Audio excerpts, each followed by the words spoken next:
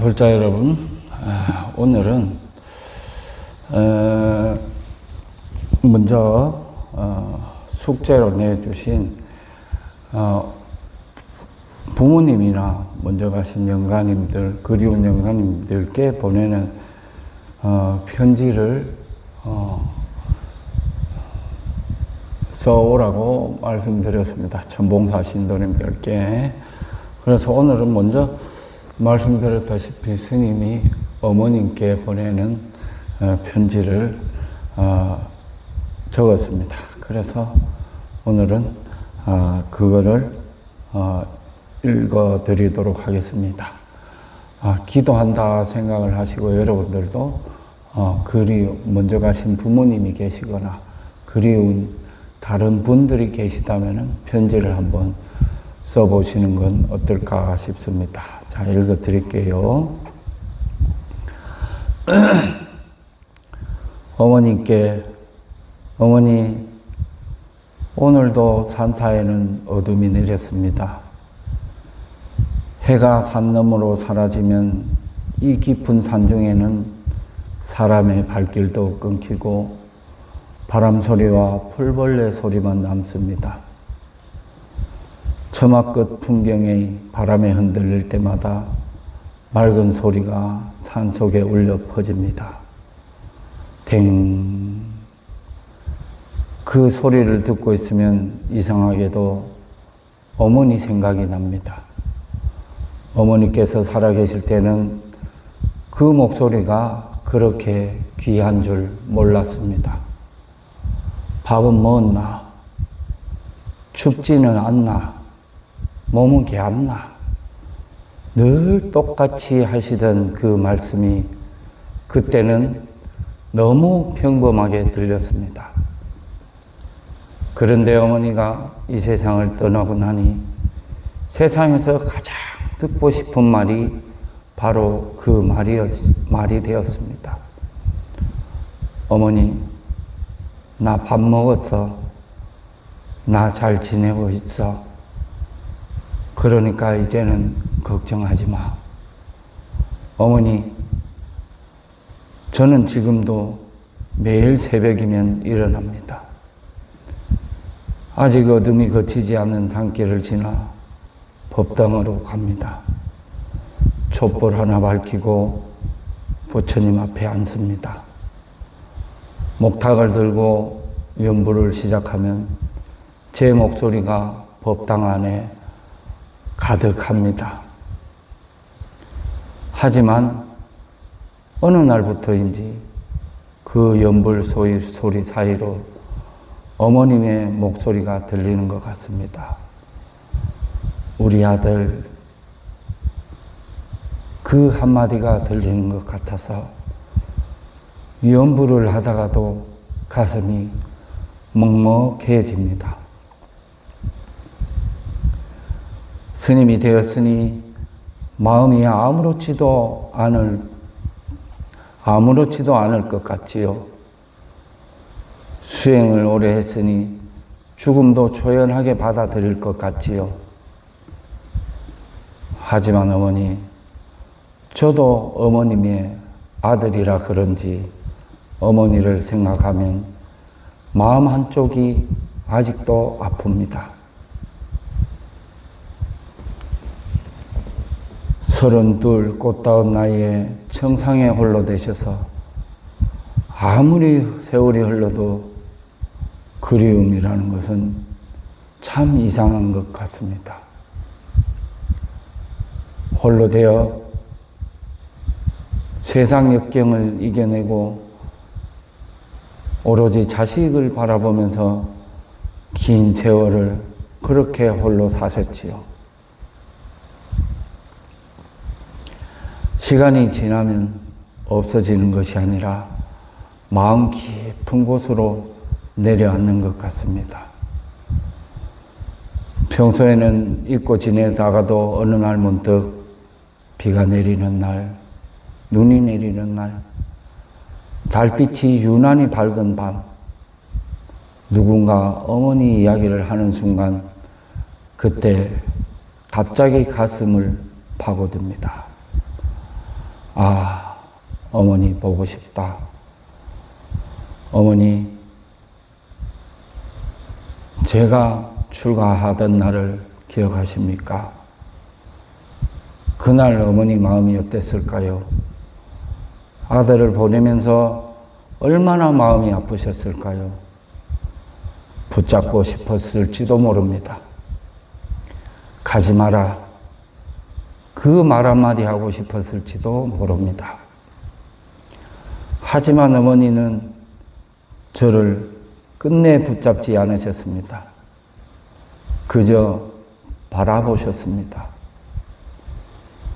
그리고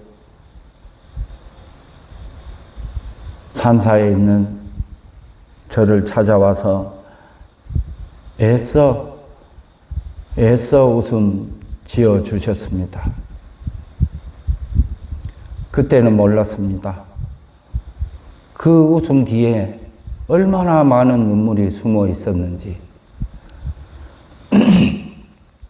이제 제가 나이가 들고 세월을 조금 살아보니 조금씩 알 것 같습니다. 어머니는 아들을 떠나보낸 것이 아니라 자기가 평생을 품고 있던 마음을 부처님께 맡기신 것이었겠지요. 부처님, 저 아이를 잘 보살펴 주세요. 또 어머니는 교회에 다니셨죠. 그때 그렇게 제가 반문을 했습니다. 엄마는 교회 가면은 무슨 기도를 하냐고. 그때 어머님이 말씀해 주셨어요. 뭐라고 기도를 하겠어? 우리 아들 기왕 출가했으니 큰 스님 되게 해주세요, 하나님. 그렇게 해주세요라고 기도하신다고 하셨어요.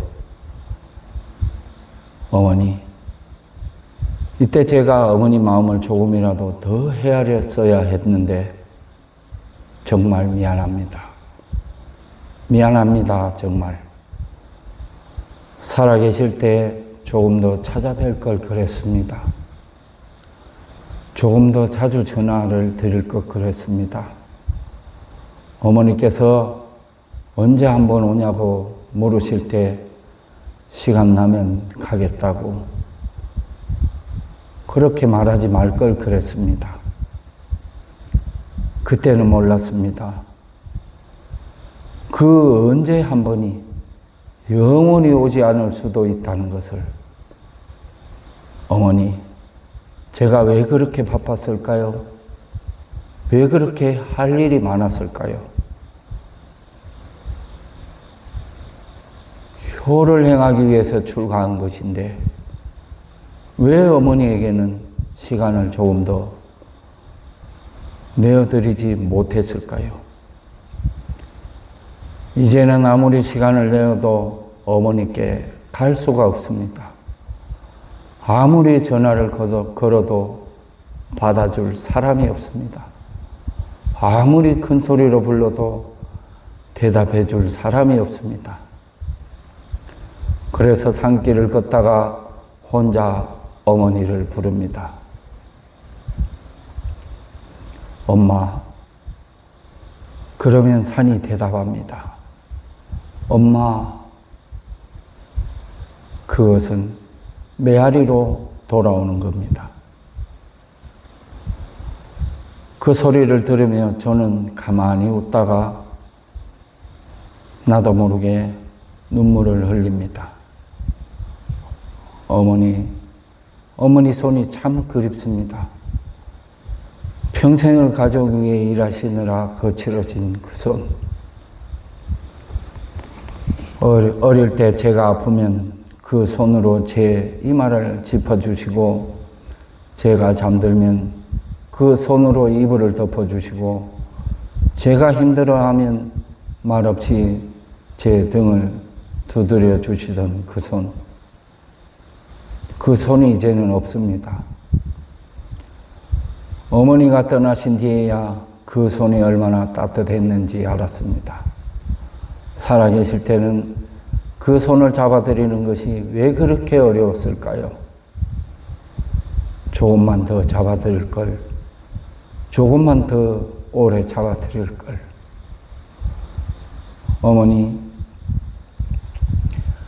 다음에 만날 수 있다면 그때는 제가 어머니 먼저 손을 잡아드리겠습니다.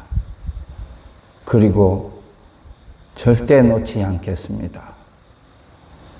산사에서 혼자 지내다 보면 가끔 아주 외로운 밤이 있습니다. 사람 없는 산중에서 혼자 밥을 먹을 때, 혼자 차를 마실 때, 혼자 법당에 앉아 있을 때, 혼자 종을 쉴 때, 종소리가 산을 울리고 다시 제게 돌아옵니다. 그때 저는 마음속으로 어머님께 말을 겁니다. 엄마, 나 잘 지내. 엄마, 너무 걱정하지 마.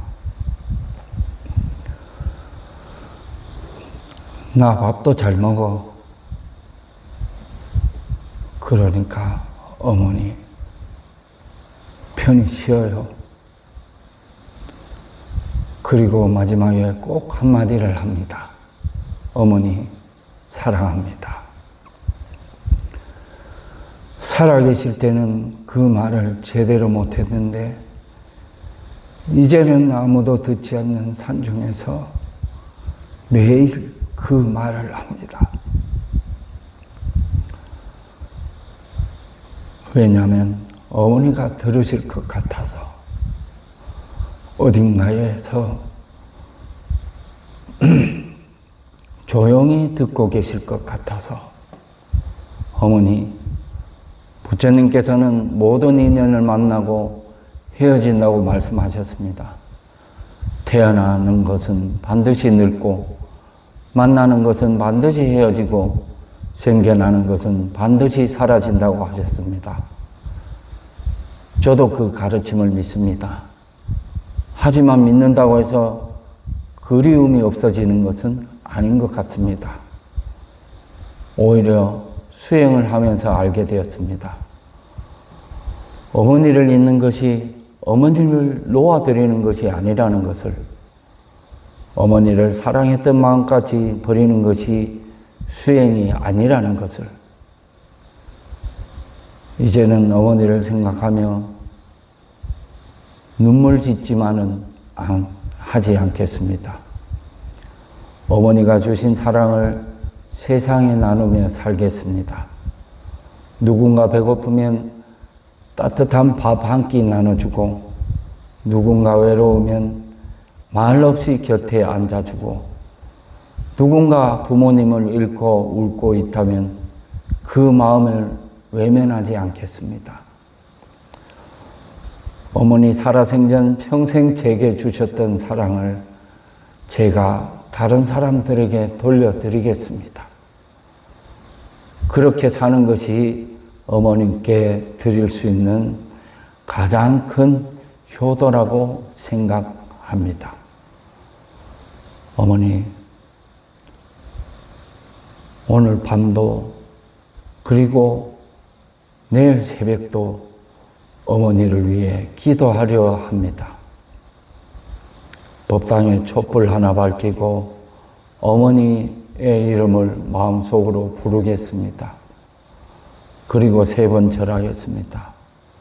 첫 번째 절은 저를 낳아주신 어머니께, 두 번째 절은 평생 저를 키워주신 어머니께, 세 번째 절은 이 세상에서 마지막 순간까지 저를 걱정해 하셨을 어머니께. 어머니, 부디 모든 걱정 내려놓으세요. 이제 아들 걱정하지 마세요. 아들은 잘 살겠습니다. 부처님 가르침을 따라 욕심 내려놓고 남을 미워하지 않고 어머니께서 바라시던 것처럼 착하고 바른 사람으로, 그런 수행자로 살아가겠습니다. 그리고 제가 이 세상에 살아있는 동안 어머니를 위해 계속 기도하겠습니다. 어머니, 혹시 제가 살아있는 동안 어머니께 드리지 못한 말이 있다면 오늘 이 밤에 모두 드리고 싶습니다.